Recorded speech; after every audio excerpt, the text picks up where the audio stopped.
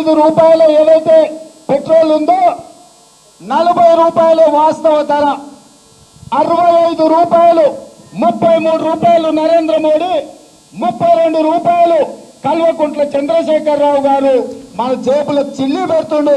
ఈ జేబు దొంగలు ఇవాళ మనల్ని దోసుకుంటున్నారు. ఎక్కడైనా అస్సలు కంటే మిత్తెక్కుంటుందా? 40 రూపాయలకు మన ఇంటికాడ మన బండిలో పట్టించాల్సిన పెట్రోల్, 30 రూపాయలకు పోయాల్సిన డీజిల్ ఇవాళ 95 రూపాయలు, 105 రూపాయలు. बस बस बस बस क्या बोले, याद है आपको? समझ आया क्या बोले उन्होंने? केसीआर साहब और मोदी साहब दोनों मिलके 105 रुपया हो गया डीजल। एक्चुअली डीजल का असली कीमत है 40 रुपया, ऊपर का जो 65 रुपया है उसमें से 32 रुपया मोदी ले रहे, 32 रुपया चंद्रशेखर राव साहब मतलब केसीआर साहब ले रहे हैं। ये सब ये लोग चोर है, आपके पैसे ले रहे बोल के बोले।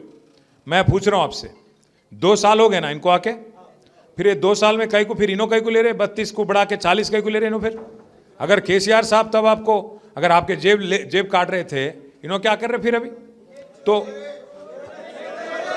अरे भाई, मैं उसको चोर नहीं बोला, आप बोले केस लगेगा तो आप पे लगेगा। नहीं मजाक कर रहा हूँ। एक और बात बोले, డీజిల్ కైకు नहीं घटा रहे फिर आप? డీజిల్ ధరలు మీరే చెప్పారు కదా, 32 రూపాయలు కేసీఆర్ గారు తీసుకుంటున్నారు, 32 రూపాయలు మోడీ గారు తీసుకుంటున్నారు, అసలు కీమతు 40 రూపాయలని మీరే చెప్పిండ్రు. మరి వీళ్ళు ఎందుకు తీసుకుంటున్నాడు? సమాధానం చెప్పాలి రేవంత్ రెడ్డి రేపు వచ్చినప్పుడు. మా పిల్లలకు, మా ఆటో అన్నలకు, మా రైతులకు అందరికి